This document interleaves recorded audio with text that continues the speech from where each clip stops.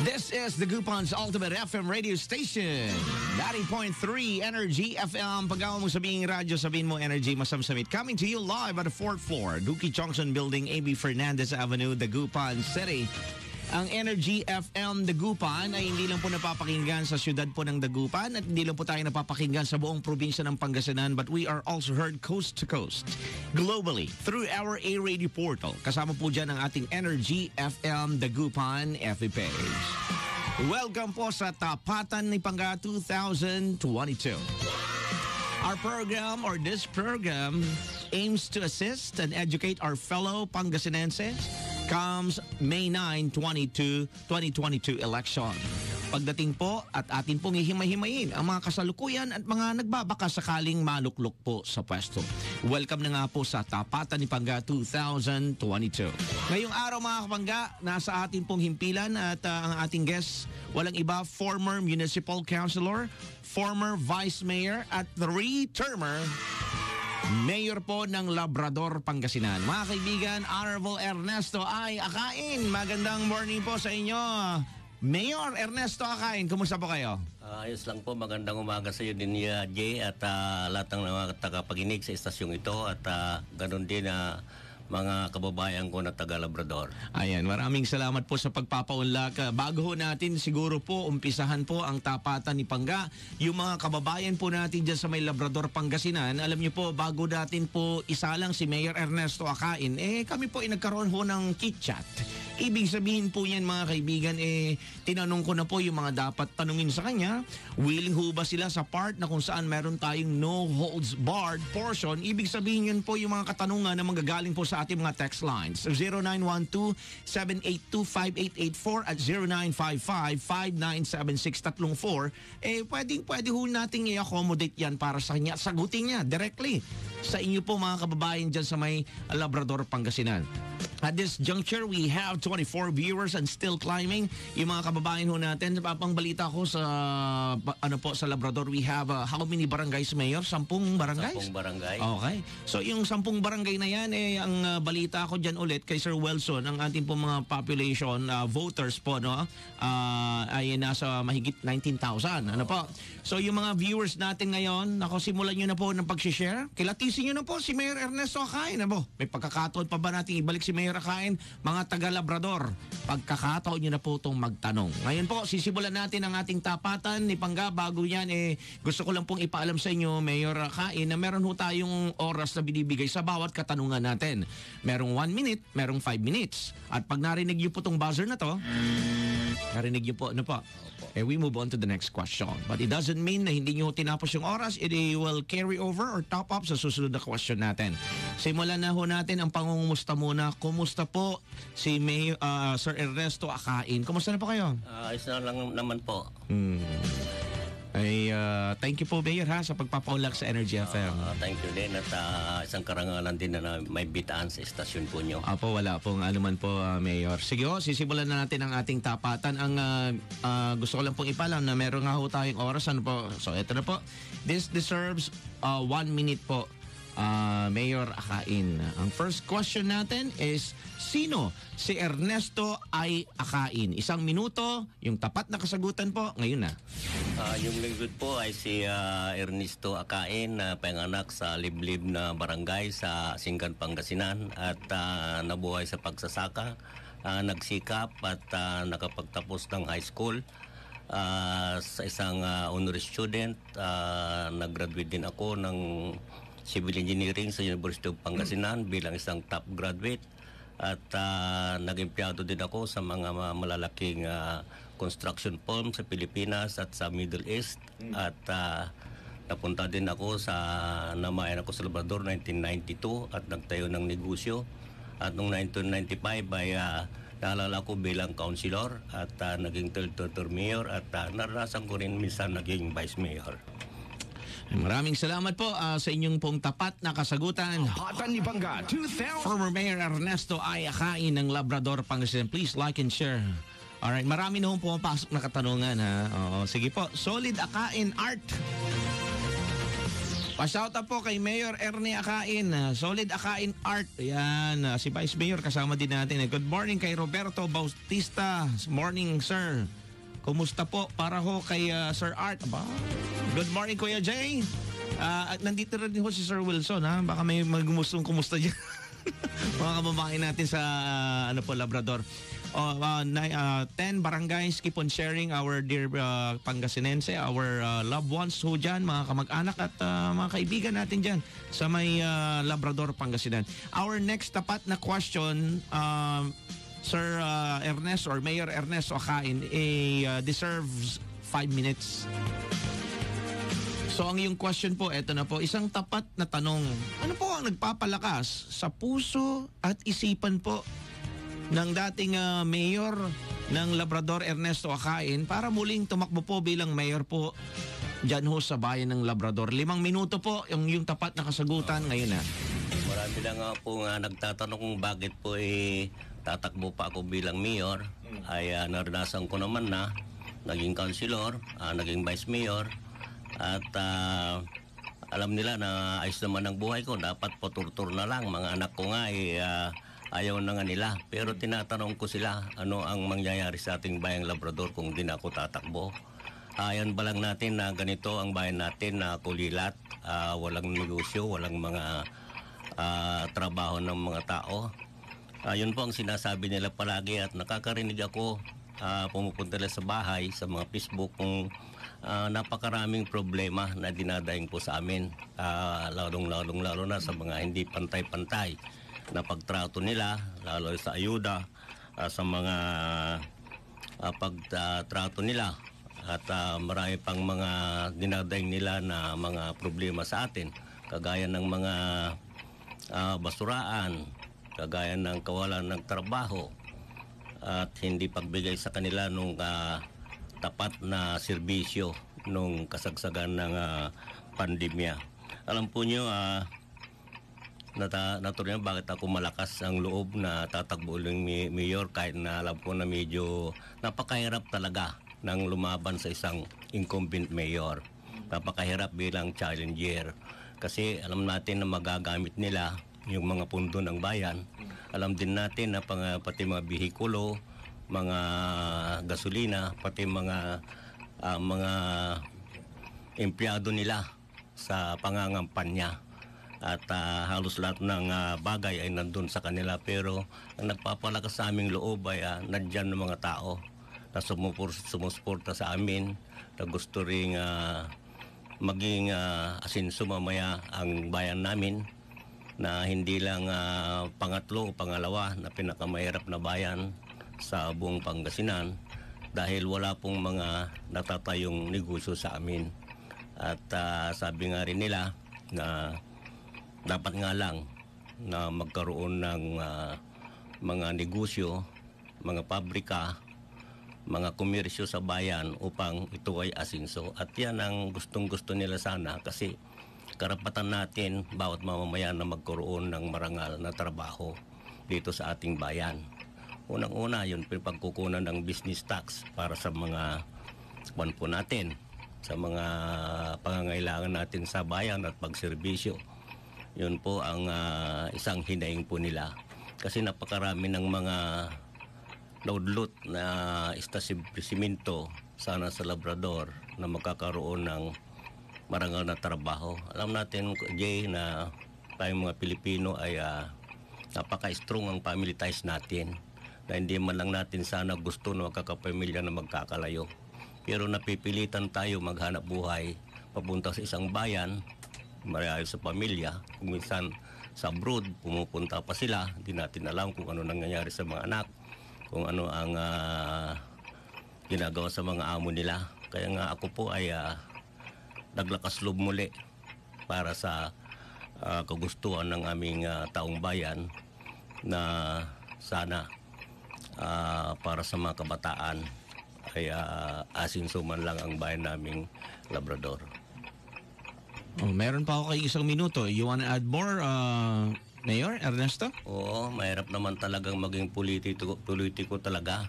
Dahil kung politiko ka at serbisyo sa bayan ang inyong gusto, pag-asinso sa bayan, pagserbisyo sa mga tao ay may sasakripisyo mo talaga ang oras mo, hindi na para sa pamilya mo, hindi na para sa mga nabuhay mo.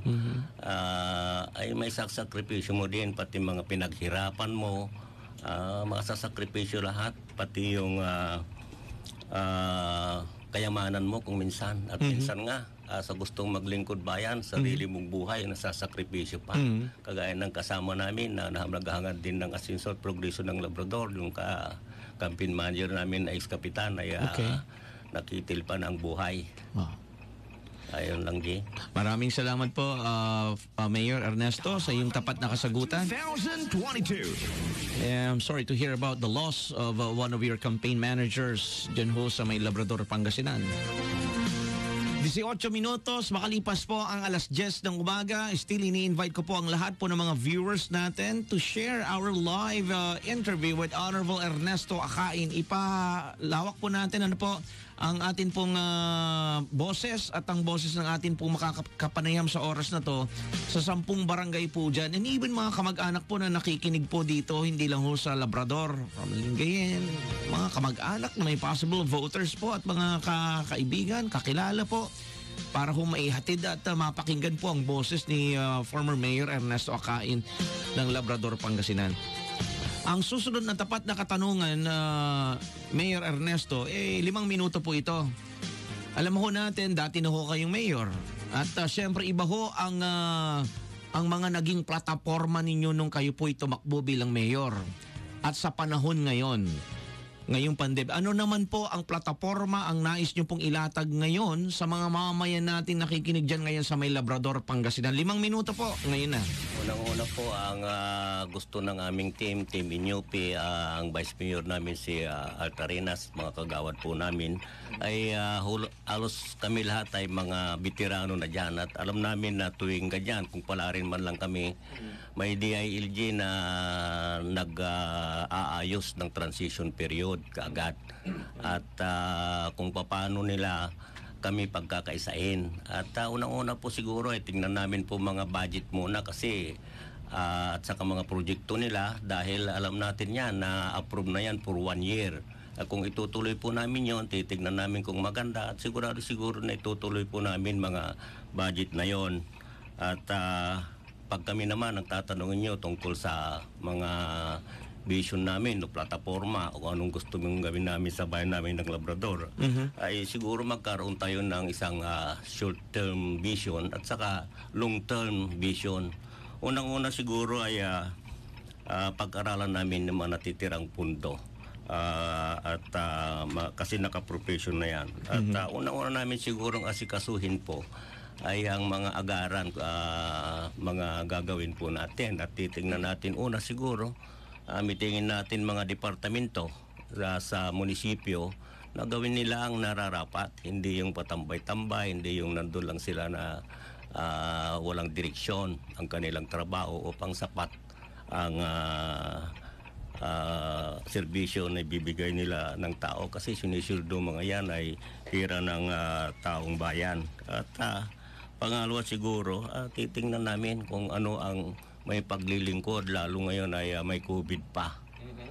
Yun ang una-unahin po namin. Yes, at mga plataforma namin, unaan siguro na dahil maraming complaint ng mga tao, ay itong environmental concern dahil unang-una, isa na lang siguro ang Labrador, ang open dam site, ang basuraan. Siguro gawin man lang namin ng landfill man lang kung di namin kaya yung moderno na pag-recycle ng basura. Magkakaroon sana ng equipment. Total, may mga dump truck man ng Labrador. Siguro isang backhoe. Siguro na may dozer upang yung mga basura na yan ay matabunan kaagad. At yan na naman ay sanitation lang naman yan yung mga langaw naman yan siguro, isprayan lang naman siguro ay okay na. Pangalawa siguro na problema namin dito na gusto namin ayusin, mga tao ay nagko-complain po sa mga quarry. Okay. Kasi magkakaroon lang slide, nasisira ng mga karsada na hindi dapat daanan dahil mga ito ay barangay roads.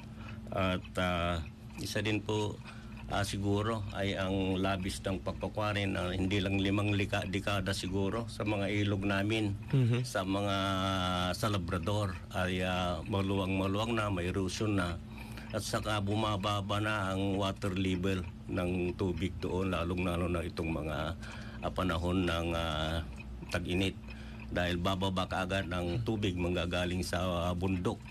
Ayan po mga unahin namin na bigyan pansin, at siguro po pag kami na ay nahalal, yung mga gustong magnegosyo ay titignan namin kaagad ng gagawin po namin, na hindi namin pa intulutan ng isang negosyante na hindi dapat doon may lagay ang kanilang mga negosyo. Kaya nga ang partido namin ay una siguro ay gagawa ng land use plan o yung suningkod ng Labrador upang makita namin kung saan dapat itayo mga industriya na yan. At ang una namin din gagawin uli ay titingnan namin kung ano na ang kinahinatnan yung noon pa na kami ay dinimanda namin itong napakalaking kumpanya sa Labrador na transmission facility, na noon ay nakakuha na kami ng business tax. Ay pagkaalam ko, pagkaalis ko ay panalo ng Labrador sa Supreme Court into finality na mayroon pang kukunin na daang-daang milyon para sa business tax ng Labrador. Yun po ang gagawin po muna, at siyempre alukin namin yung mga dating naudlot na negosyo dito upang papunta ulit sa Labrador, at sasabihin ko rin mamaya kung ano ang gagawin po namin, na dapat may balik ang tiwala ng mga tao sa gobyerno ng Labrador upang muling papasok ang mga layuhan Tapatan ni Bangga 2022. Maraming salamat po. Inawad po ng buzzer ang atin pong guest. But it's okay dahil kung meron nga ho siyang idagdag dyan, so no holds barred, atin na pong bubuksan yan. Anyways, next tapat na question. Bago yan, batiin ko lang po yung mga bumabati ngayon kay Grace Fortunato. Good morning. Akain Arena Solid Unity Team. United we stand, divided we fall, from Rico Baybon. Roberto Bautista, good morning sir. Pa-shout out po kay former Mayor Ernesto Akain dito sa May Labrador, Angela Aquino Soriano. Ano ko, Angela, keep on sharing ha ng atin pong programa. Right now we have 42 viewers and counting. Pa-shoutout Mayor Ernie, Rico, please keep on sharing ha. From Tang Tang, Solid Akain at Art. Ayan. At marami po, thumbs up. Nako, cheers from Digna Manawi Quinto. Yan. Okay, keep on sharing po ang ating pong programa at sa mga kababayan natin. Huwag ko kayong mag-alala yung ilan ho mga shoutouts ninyo. Pagka mabigyan ko po ng pagkakataon, talaga pong mababasa namin yung mga pagbati ninyo. By the way, I would like to thank ang ating pong suppliers po ng ating pong water na iniinom po ngayon ng ating pong guest, ang Water Market Calasiao. Salamat po, Water Market, Sir DJ. Ang numbers daw po na pagpapadala ng questions. Okay, 0912-782-5884. Ulitin ko po, 0912-782-5884. 50 viewers and counting. Sige lang po. At 0955-5976-34 ang boses ng inyong pong former mayor ngayon na si Mayor Ernesto Akain ng ating pong kausap. Okay. At mayroong mga pumasok na questions. Sige lang po. Okay, next, tapat na katanungan. Isang tapat na katanungan, 5 minuto po. Ano po ang mga bagay na sa tingin ninyo na dapat paghandaan at kayang gawin ni Ernesto Akain pagdating po sa kalamidad? At wag naman po sana kagaya po na nangyaring dilubyo dyan ho sa may Visayas at Mindanao, itong si Bagyong Odette, no? Sama ho natin dyan trabaho, edukasyon at krimen. 5 minuto lamang po. Mayor Akain, 5 minutes, kayo na. Opo, regarding din sa Bahasa Labrador, nung ako ay naging mayor pa, ay inayos na namin ito dahil ang mga tubig kung babaha manggagaling sa Agno River ay itinibert na sa may Limahong Channel. Kaya nga pagkatapos ng bagyo, pagkatapos ng ulan at nag-low tide na, wala na pong baha sa bayan natin ng Labrador. At bagamat may mga nababaha din ng kunti-kunting barangay, ay ipaghanda natin, mayroon tayo yung risk reduction na palagi nakantabay dapat doon. Mayroon na kami ding ambulansya, mayroon din mga truck at may mga Navy din minsan na sumusuporta, mga Coast Guard. At dito naman sa kasulsugan ay dapat 24 hours ang duty ng nasa hospital. Mag-3 shift man lang sana kasi marami na hospital na nagre-reklamo na hindi nababigyan ng pansin. At dapat din yung hospital siguro ay dapat magkakaroon ng sufficienting gamot para man lang sa immediate need ng mga pasyente bago dalhin sa mas malalaking ospital. At dapat mayroon din medical laboratory nila. At kaso nga dyan, minsan nga makakulang ng mga oxygen pagka doon sa may COVID. Oxygen tank, yun natang kulang, nagpabili ng Labrador ng oxygen tank. Ewan ko kung nagkakamali, pero nakita ko 300,000 ang isang oxygen tank. Pinakamahal sa buong Pilipinas siguro yon, kasi ang nakalagay doon ay oxygen tank with gauge. Ibig sabihin, singular yon, isa lang. Di ba? Hindi nakalagay ng isang numero, ewan ko lang. Na dapat malaman ng taong bayan po ito. Sa edukasyon naman ay dapat ibigay yung school board fund sa mga eskwelahan na, at sila nang makakaalam kung ano ang immediate need po nila, na hindi na po sana papakialaman ng munisipyo, o kaya titingnan na lang kung tama yung mga expenditures po nila. At alam naman natin, una-una kasi pinaka-importante lahat, Jay, yung trabaho ng mga tao. Napakaraming naudlot dito na sa amin na malaking industriya. Una ay yung wind power na ipapatay sa Labrador. Naudlot din dahil hindi nagustuhan ata ang actuation ng mga municipal officials noon. Yung solar power na naman na dapat sa Labrador, at saka yung oil depot na dapat sa Labrador, ay nagkataon kasi na lutiko yung pagtatayuan at wala namang may bigay na strategic place ng munisipyo.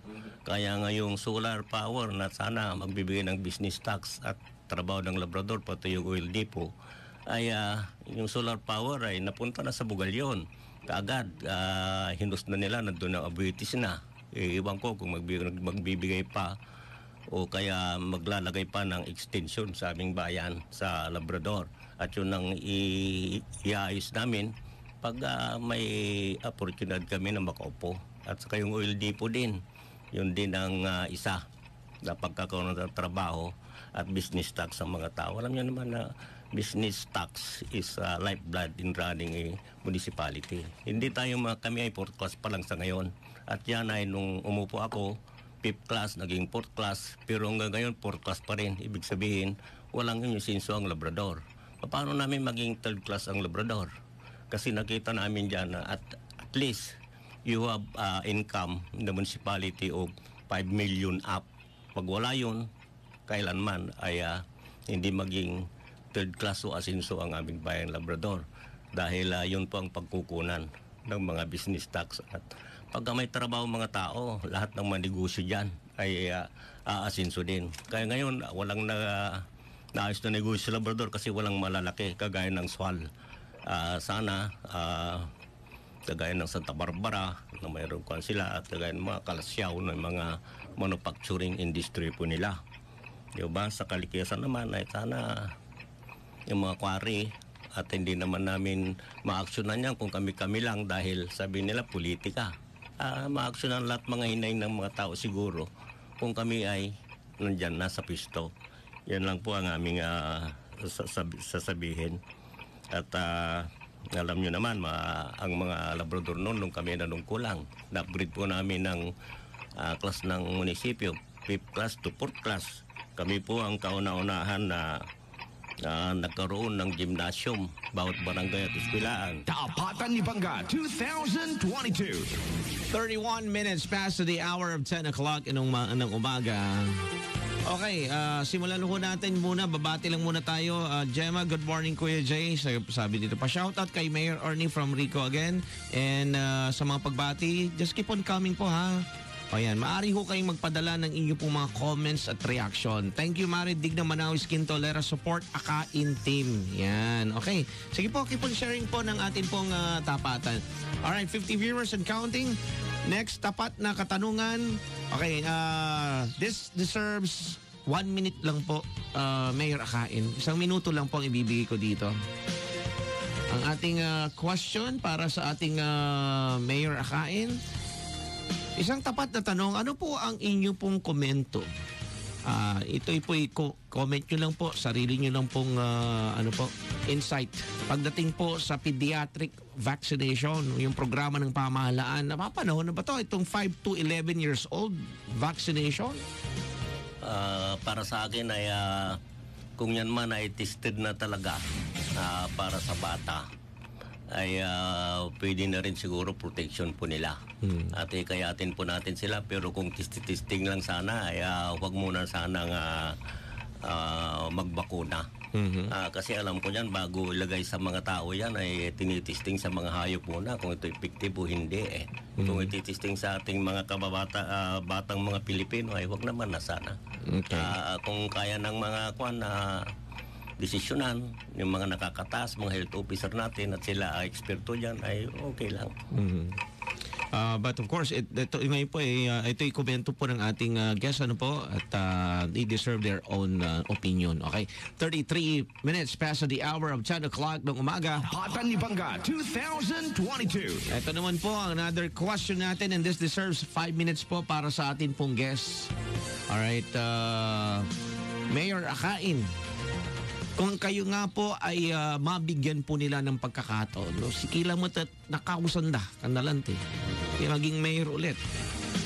Diyan ho sa bayan ng Labrador. At kung sakaling kayo lang po ang panarin sa grupo ninyo at puro nasa kabilang partido po ang nabigyan po ng pagkakataon, alam niyo po, very effective and relevant issues po itong tapatan questions na ito.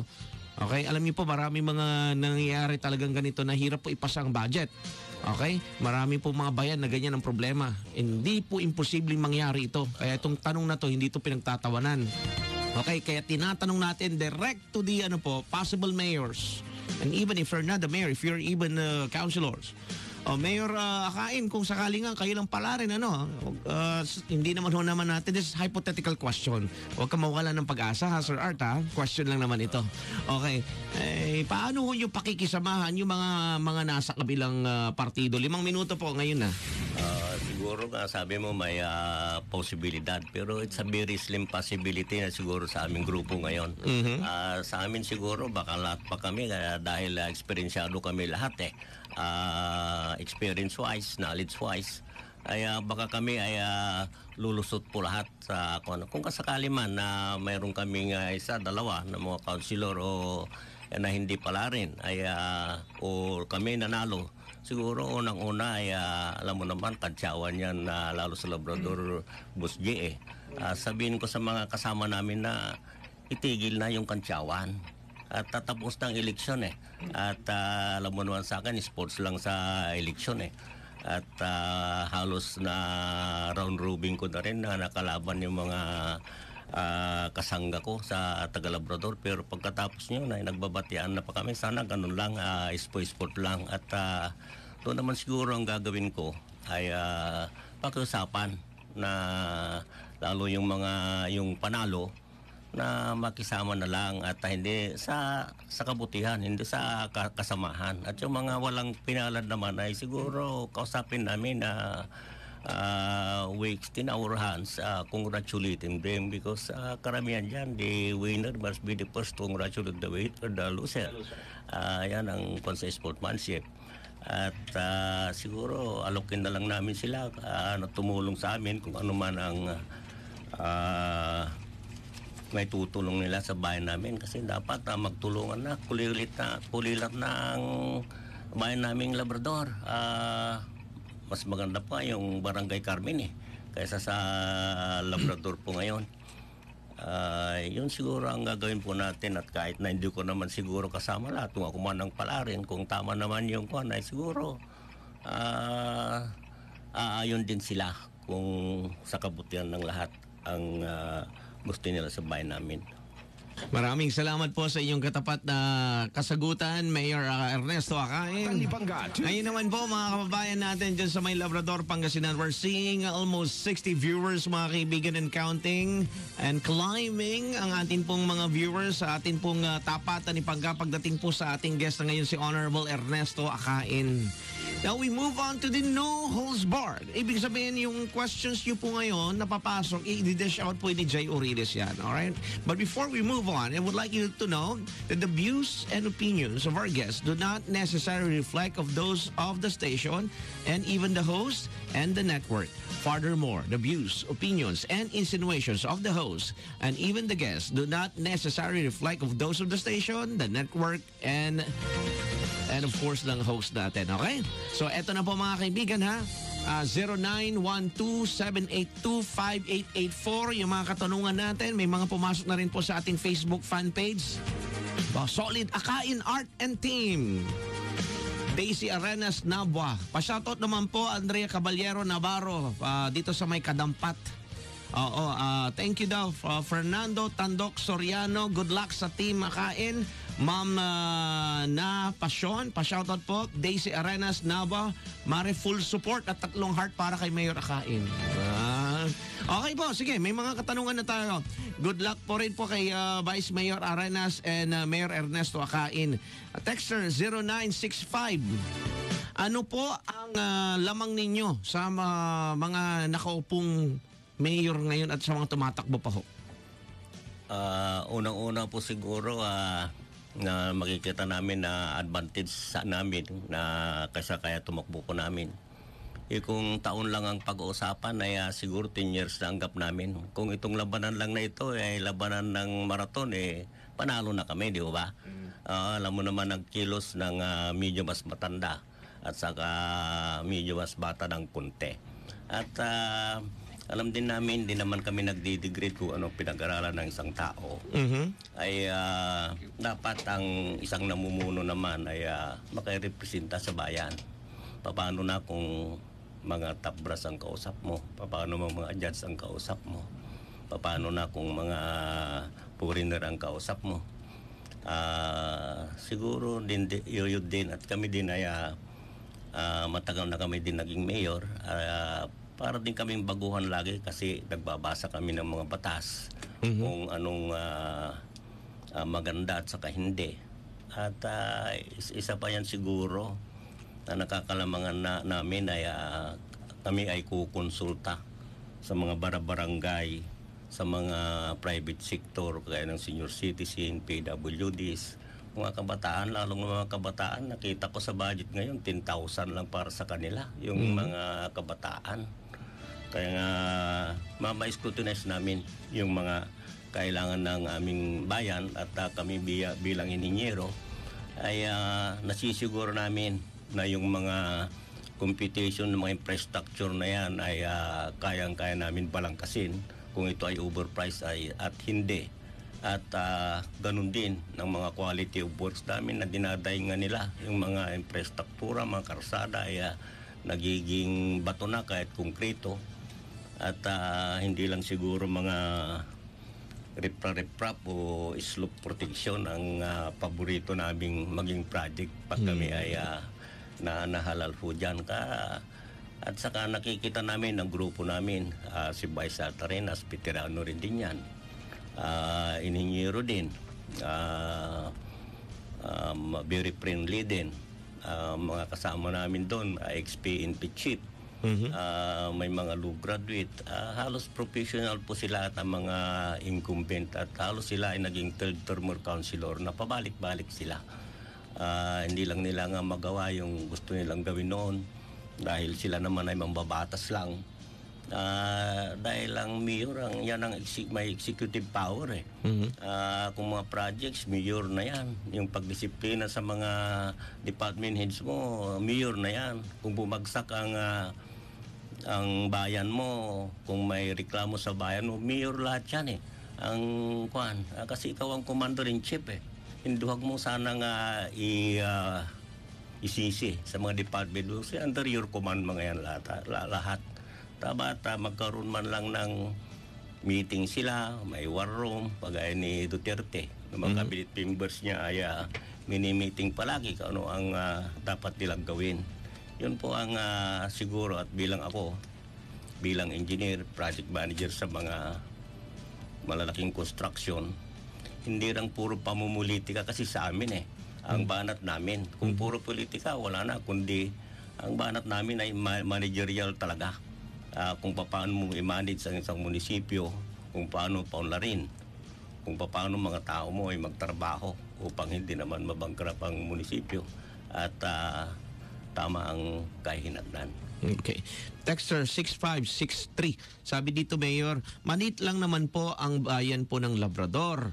Hindi lang ho kayo ang meron po mga bayan na maliit po ang bilang ng mga barangays. The only or key to become a successful and prosperous bayan is to zero in corruption. Sa tingin niyo po ba meron bang nangyayaring corruption daw po sa bayan ng Labrador?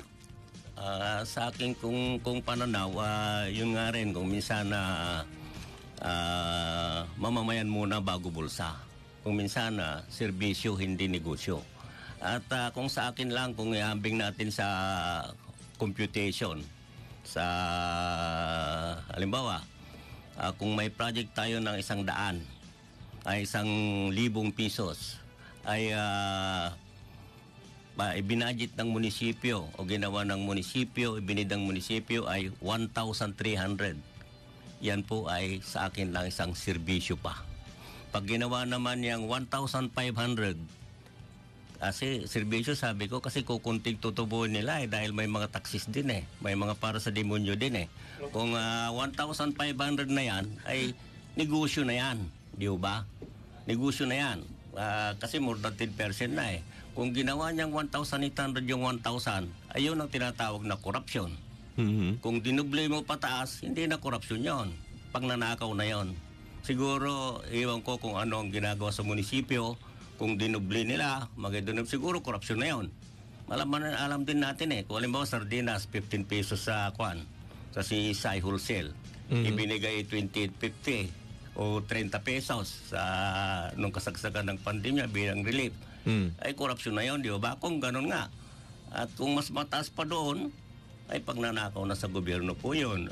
Yun ang kung di ko sinasabi na sila ay corrupt. Pero pag magpakita nila, yung mga purchases nila, kung magre-rin sa sinasabi ko, yung 1,000 yung 1,200, 1,300, serbisyo pa rin yun. Ulitin ko. Pag 1,500, negosyo na yon. Pag 1,700, 1,800, corruption na yon. Pag maliban na doon, mas mataas na doon, dinubli nila 5 times, 7 times, ay pagnanakaw na po yun. Okay. 0912-782-5884. Sa loob ng almost 3 years na pandemya ho dito sa Labrador, ano na ho ang nagawa ni Ernesto Akain? Yun po, bilang private citizen, alam nyo naman na nung nakaraan wala kaming masyadong budget dahil hindi kami pinalad noon. Alos din po rin ang aming pong resources. Ganun pa man nakita naman ng mga taga-Labrador, hindi ko ba sila nabigyan lahat, kundi mga kalapit bahay lang namin kasi kunti naman ang siguro nakapagbigay din ako ng 300 kabang bigas, hindi lang nabigyan lahat. At nung ako ay nag-birthday, ay imbis na gagasing ko sa mga kasama ko, yung paghahanda ko, ay nagpapantry ako ng halos 2 truck na mga gulay na galing dito sa Pangasinan. At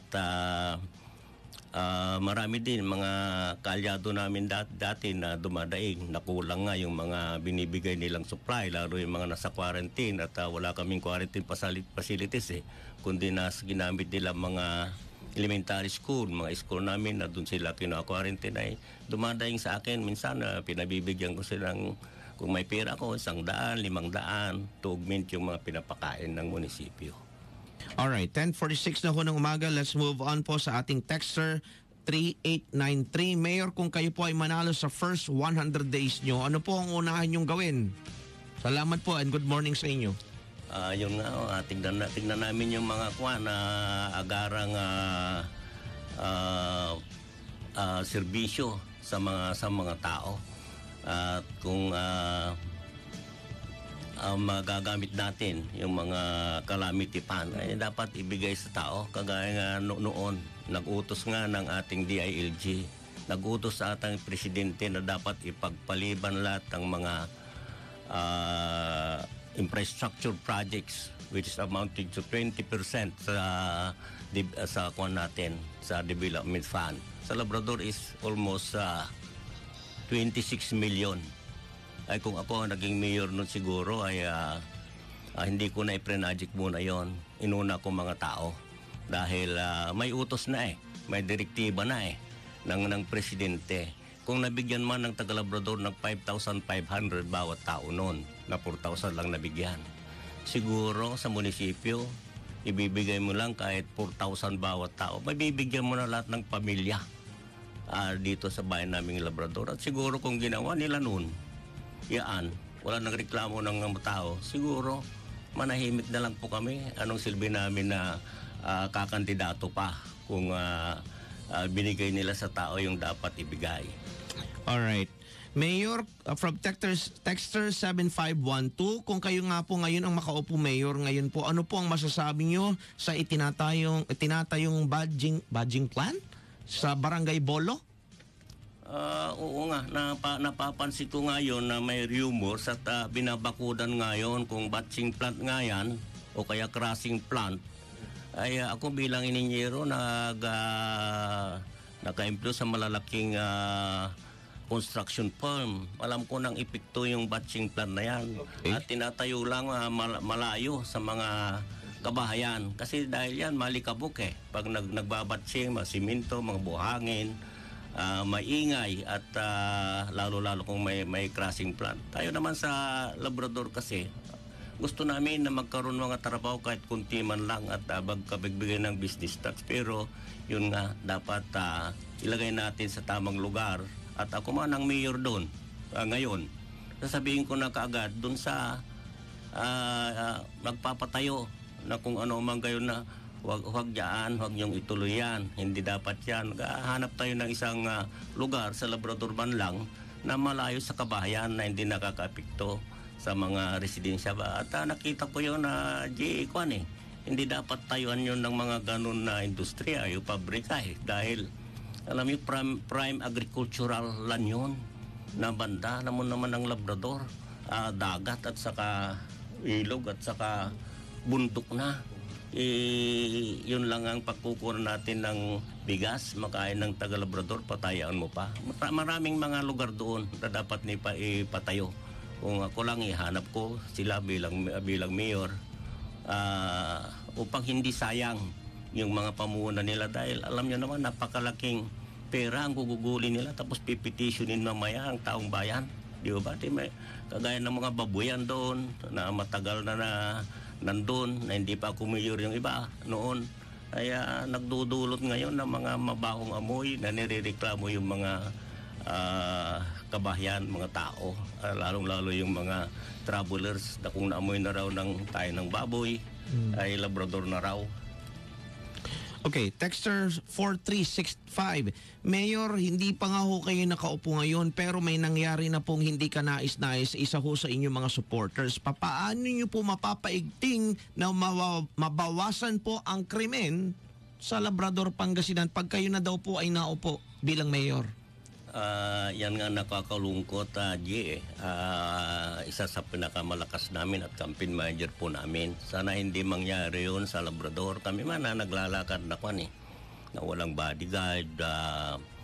Sana man lang yun hindi nagawa kung nagkaroon ng mga checkpoints sa mga hindi inaasang pangyayari na yun. Yung pala ay riding in tandem. Hindi alam kung saan nanggaling Pero di man namin alam kung anong dahilan dahil ipapabayan na lang namin sa mga mas marunong sa aming mag-imbestiga. Nandun yung SUCO, nandun yung NBI, nandun yung mga pulis kung anong talaga din ang nangyari o anong krimen po yung pagkabaril ng isa po sa aming kasamahan bilang campaign manager. Usaping sanitary landfill, ano pong plano niyo sa mga basura po na tinatambak ko sa Labrador, Pangasinan ng mga kababayan? Yun nga ho, may nagko-complain na dalawa yung basurahan eh. Yung isang basurahan sa may Lawis na kung umulan ay pumupunta sa ilog. Namin ay nasisira ang tourism po namin doon kasi baka mamaya hindi na suitable for human recreation. Yung mga tourism area namin doon pinapalaguan sa dagat. Pangalawa, mayroon sa mountainside. Sa mountainside naman ay nakakalat lang mga basura. Pero sana hindi naman masyado pang mayaman ng Labrador dahil walang mga industriya eh. Ang gagawin lang doon siguro ay bibili tayo ng isang digging equipment, bakhuman, bakudan natin, ihukay natin at ilandfill kaagad at magkakaroon palagi ng spray ng mga insekto upang hindi dumaman ng langaw. Follow-up question niya dito, bakit po napapabayaan po ng current administration? Yan po ang di namin po alam. Kung ako man siguro ang mayor, kung mayroon mang mga ganyan na reklamo, halimbawa yung mga poultry, yung mga babuyan, ay puntahan yung mga investor dahil hindi natin sila dinididay yung karapatan nilang magnegosyo, kundi iayos naman nila ang pagninegosyo nila ayon sa batas. Kasi kung minsan lumalabag sila sa Clean Air Act, Pollution Act.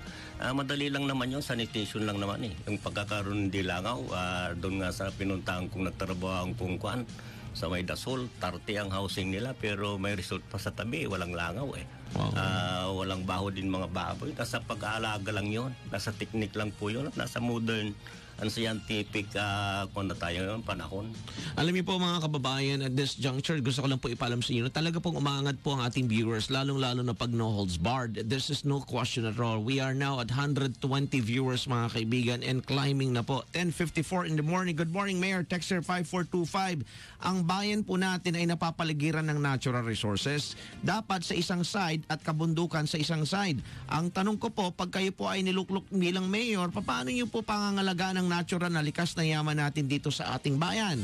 Paano niyo po mas ipapromote ang mga tourist spots dito sa ating bayan na mas makikilala ang ganda ng bayan ng Labrador? Maraming salamat po, Mayor. Yan nga ho, nung panahon ko ay hinayaan ko lang itong Cubilanja de Labrador na isang sikat na family resort sa Pangasinan. At sana ang Labrador nakita ko lalong sa parting Tubuan ay pwedeng parang Boracay din eh. Kung iayos natin yung mga establishmento nila, mabibigyan ng seminar mga tao. Ang kinaibahan lang naman sa Boracay sa atin, disiplinado mga tao eh. Maglakad ka man doon ng anong oras, 4, walang gagalaw sa'yo. At doon parang pinoproteksyonan nila ang kanilang business na kahit mayroon ba nakabibiting babae, walang pupunta doon. Dahil parang free. At saka yun ang isang ipropromote namin na isa, tourism at ganoon din mga kabundugan namin. May mga possible din na tourist destination kung may develop pagay ng may mga waterfalls kami po doon eh. Okay. Dito rin ho ba sa inyo itong Villa Jaira Resort? Sa inyo rin po yun, di ba? Villa Jaira Resort din po. I recall nung medyo bata-bata pa ako at siyempre yung aking misis nasa kabilang estasyon, napasyal ho kami dyan. Sila pala, hindi pa ako napunta pero mukhang maganda po yan. Nakikinig si misis kasi napuntahan nila yan eh. Okay, marami pong questions na pumapasok sa totoo lang mga kababayan. Okay. Nasagot na to ni Mayor. Kung kayo po ay pala rin itong eleksyon, ano ang pwedeng aksyon ang magagawa nyo dito sa may barangay Lawis. Sorry po ha. Okay, Barangay Lawis, Labrador. Dahil sa mabahong babuyan nakasalukuyan, Mayor Domi na po may-ari ng sinasabi kung babuyan niya sa dagat ang Barangay Lawis, perwisyo ang dulot ng kanyang babuyan na nasa tabing dagat. Okay. Singa lang mismo nagsasabi, yung mga taga ron sa amin, paano po namin i-complain. Sabi niya, pag kumag-complain kami sa ang bayan, anak ni Mayor ang nandun. Pag nag-complain naman kami sa Mayor, Mayor naman ang nandun. Pag nag-complain kami sa DNR, kasabat naman nila. Pag nag-complain pa kami sa mga health officer, kasama naman nila, kaya walang aksyon. Kung ako, siyempre kung makaka-aksyon lang tayo, kung mapapalitan na siguro ang administrasyon. Sa totoo, tama yung sinabi ni yung texter natin na pag-aari nga ni Mayor Arenas. Na totoo naman na tinambakan ng mga equipment ng gobyerno, ginastusan ng malaki may divert ang tubig sa gitna ng boundary ng Lingayen sa Labrador. Pero naging island ngayon doon at inokupa na nila. Di ko alam kung inaplayan na bilang accretion area kung sino-sino. Ay yun nga ang ninay ng mga tao nang mayroon daw babuyan ni Mayor doon na natatambak lang doon sa dagat kaya nga at saka sa ilog. Kaya sabi nga nilang iba. This is the current mayor na sinasabi niyo? Opo, yun ang binabanggit po dyan. At alam mo natin kung aagos sa dagat, papuntang Uyong, papuntang Barangay Tuban, ay sigurado na the shoreline waters of Labrador is no longer suitable for human recreation dahil nga doon Makati na raw at saka mga isda may mga mapanghi, sabi nila, iwan ko lang kung exaggerated din. At mga katabi na nila ay nagre-reklamo din sa nakikita namin sa Facebook kasi hindi naman ako napasyal kahit minsan doon. Okay. Oo. I-regulate po natin yan at titignan natin kung may papararan natin kung pagkakasaan tayo mga tao o pag mga reklamo nila ay yun lang po siguro solusyon.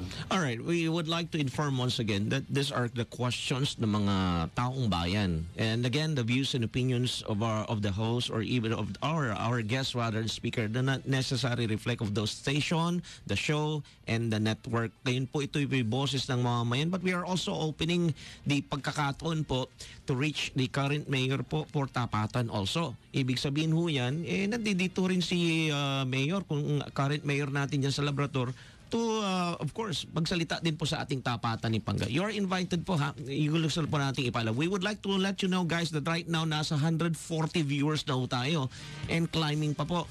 But in as much as possible mga kaibigan, I'm sorry po, medyo kakapos na ho tayo ng oras. 1 minuto na lang. I-dish out ko na lang muna siguro itong last question niya.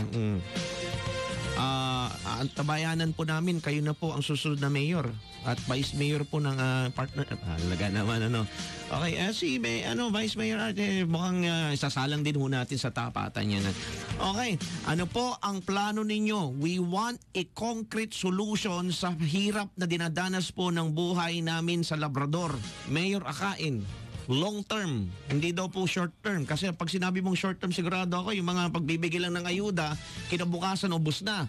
Sigurado, trabaho ang hinahanap ng mga to. Yun nga po, naniniwala kami na grupo na walang aasinso na bayan, hindi rin aasinso mga tao, kung walang negosyo, walang komersyo, walang mga pabrika, walang industriya na pagkukunan natin mga business tax na yan at karapatan ng bawat tao na magkaroon ng marangal na trabaho. Kasi kahit walang ayuda, kung may trabaho ng mga tao, ay ayos na mga tao eh. Ang mahirap nga, walang ayuda, walang trabaho. Kaya nga, igigit po namin, pag kami naupo, ay ibabalik namin ang tiwala ng mga tao sa gobyerno ng Labrador, lalo ng mga mamuhunan.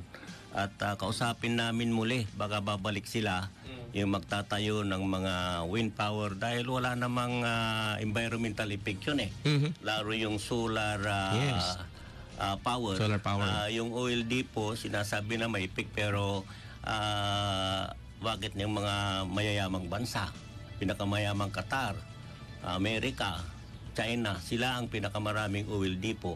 Kasi ang gusto ng gobyerno po natin ay i-decongest itong mga trailer trucks na nagkakarga ng mga gasolina manggagaling sa Pandakan at regional sana at napili ang strategic place ang Labrador dahil tabi ng highway at saka tabi ng dagat ang through pipe at saka mga ship na nandun sa mga at least 2 to 3 kilometers ay ipapump nila yung mga diesel na po yun. With that, yun ang long-term solution namin. Hindi asinso kailanman. Hindi matataas ang kategorya ng Labrador. Kung walang negosyo, ni wala man lang kaming bangko sa Labrador po ngayon. Wala naman lang kaming Jollibee. Wala naman kaming mga kahit ano-ano dyan. Pero nagtataka nga ako, bakit nawalda ng Labrador ng 5th placer, 15th placer nationwide ang the most improved LGU ng first class to fourth class municipalities including cities. Ewan ko kung mga Labrador ay maniniwala po yun. Ang Lingayen, napakaraming nagawa. Ang Sual, hindi na napakaraming ginawa. Ibig sabihin, ang Labrador buong Region 1 ay number 1. Pero sa mga research naman ng mga tao, wala naman yung data na yan. Ewan ko ba kung anong kung paniniwalaan tayo ng tao, hindi. At nasa kanila na yon na magkusuga. Pero ayon sa aming research, ang Labrador ay sa mga fourth class municipality or over the Philippines ay number 273. At dito naman sa Pangasinan ay tignan natin sa website ay number 3 na pinaka mahirap na bayan sa Pangasinan. Big sabihin number 46 siya. Number 47 is Alcala, number 48 is Santo Tomas. Sa totoo lang, kaya nga congrats sa Taga-Labrador kung totoo sa mga municipal officials. Ewan natin kung aksipin yan o totoo man o hindi ay nasa inyo na ho na umusga. Yun ay pananaw lang sa akin. Alright, we have 157 viewers. This is, taas na viewers na to sa oras na to mga kaibigan. 157 viewers po ang nakatutok kayo dyan sa may Labrador. At hindi naman talaga Labrador lang lahat. 8 hearts from Rhea Tox. Okay. I don't know how to pronounce that one. Tox? Silent T ba? Rhea? Alright, para ko kay Mayor. Big heart and solid, of course. Big heart para kay Mayor. Thumbs up, 2 thumbs up. Siguro pag kayo po ay first class municipality na po ang Labrador. Sige po. Tiffany Nicole watching from Alaska, USA. Kay Lolita Prado. Hi there. Sige, Mayor, we have your last words sa lahat po ng mga tagapakinig ninyo. Diyan, 160, dami yung viewers umakit ngayong oras na to. Ano po ang inyong mensahe sa mga kababayan ninyo? Yan nga, masagot ko yung huling sinabi nila na kung kailan maging first class ang Labrador. Sa totoo lang, tingnan natin ang Sual. Ang Sual, nung ako'y nanunungkulan, ay doon lang nakikikurti sa amin. Doon lang nakiki-hospital po sa amin. Sa totoo lang, bakit sila naging first class umasinso? Siguro dahil sa mga industriya sa Sual power plant nila. Maraming trabaho, maraming business tax, mayroong shipbuilding sila, at marami sila ding gagawin pang mga negosyo. Siguro matagal na tayong inunapan natin ng Sual kung ang gobyerno natin sa Labrador ay investor friendly. Pero hindi natin naging investor friendly. Sa totoo lang noon pa man, yung bawang diesel-driven power plant ay sa Lawis, Labrador sana. Pero hindi natin in-accept. Yung wind power, Labrador din yan. Yung napakalaking negosyo mga yan, yung mga generation facility, yung solar power, mga oil depot. Sana mayroon din marker na ang Labrador. Mas masaol pa sa Sual sana tayo ang asinso. At sa mga taga-Labrador, sa mga hinaing ninyo, hindi natin masusolusyonan yan hanggang hindi nababago ng administrasyon. Ayaw din namin masyadong makialam dahil baka sabihin naman nila na namumulita ka kami. At sana tingnan nyo naman, kilatisin nyo mga kasama namin, experience-wise, knowledge-wise, at lahat na rin siguro ng kriteria na pagpipilian nyo ay aayusin po natin. At isa din ang masasabi ko lang po sa mga taga-Labrador, sana hindi tayo magkamali-muli sa pagpili ng ating mga kandidato dyan. At pag nagkamali tayo, baka hindi lang tatlong tayo magsisisi, kundi habang buhay tayo magsisisi. At salamat.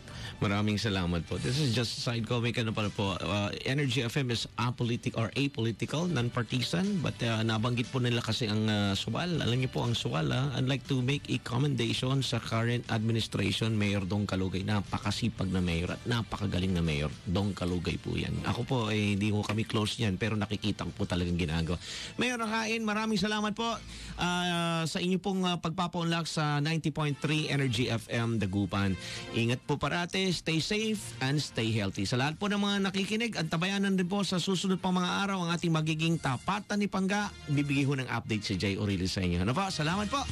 Ito po ang inyong lingkod. Once again, Jay Oriles ng 90.3 Energy FM. Antabayanan, Inadora, susunod na.